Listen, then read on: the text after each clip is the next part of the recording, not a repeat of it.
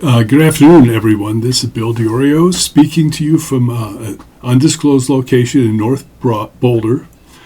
And I wanted to talk to you about an article I read in Zero Hedge this morning about something that's been on my mind, which is the effect of uncontrolled immigration on the job situation.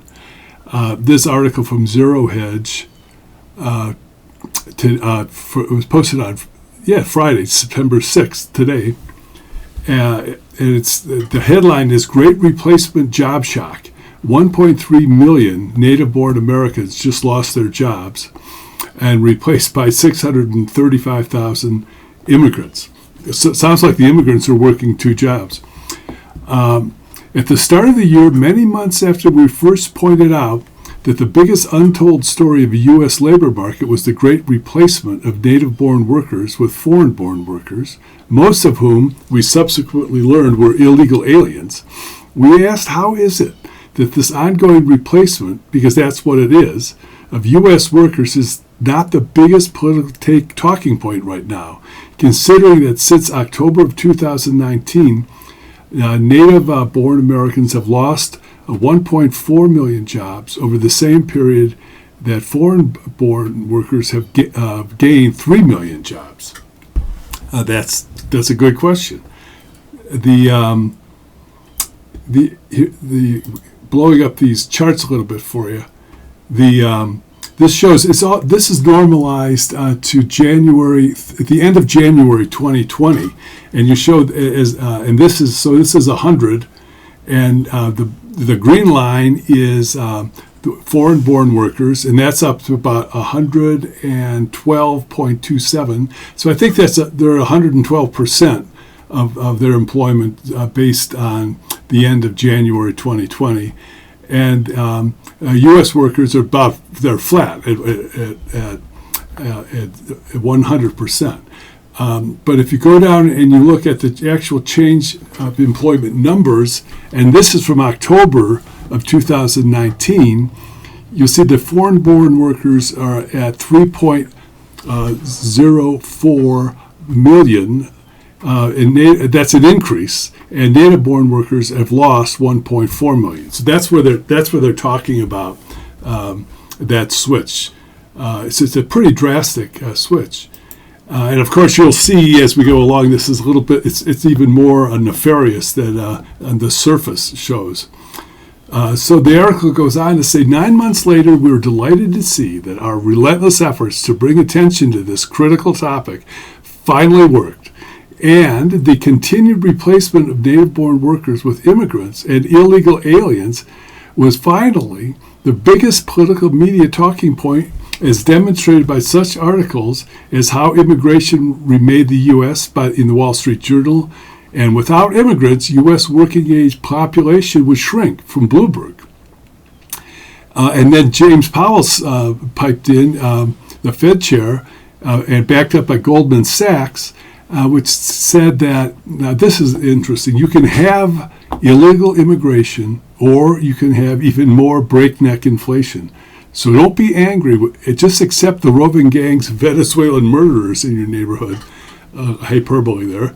If you know what's good for you, and if you want to keep prices low, the same prices, the same prices which were only high because the government decided to inject $20 trillion in the fiscal stimuluses over the last 4 years. And remember, these stimuluses were injected as a result of the COVID pandemic, which was at best incompetence on the part of the bio-weapons industry, and at worst is some kind of plot to bring down the country. So the idea here is that in order to counter the inflation caused by government spending, they need to bring in low-cost workers, and these are exactly the workers that our representative Junie Joseph claims to represent. Now, Junie is a member of the Democratic Socialists of America, and this is a radical left-wing group somewhere to the left of Joseph Stalin, I like to think. And let me just show you their platform. And you can go, I urge you to go and look for yourself. Go online and find the platform of the Democratic Socialists of America and read it. Now, it covers a whole host of things, but when it comes to immigration, one of the things they want to do is, let's see if I can get this center here a little better.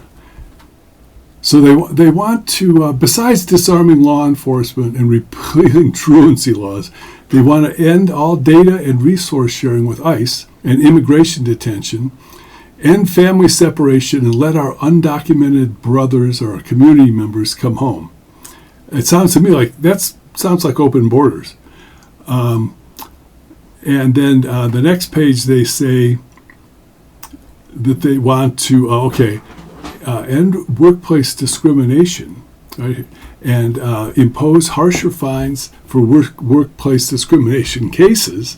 And they want to end the E-Verify and allow for illegal employment of all persons, regardless of immigration status.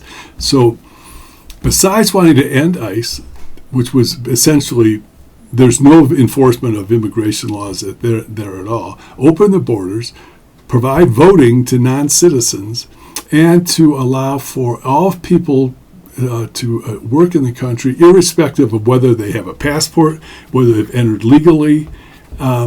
It's just a recipe for a disaster. So if you value your rights and your economic status, and those especially of your children, you'll stand up to this and push back, because we cannot have. We simply, as a wise man once said, if you don't have control of your borders, you don't have a country. So I'm hoping you guys will all figure this out and help me try to get Junie out of the State House. So thanks very much, and God bless you all. Call me if you have any questions.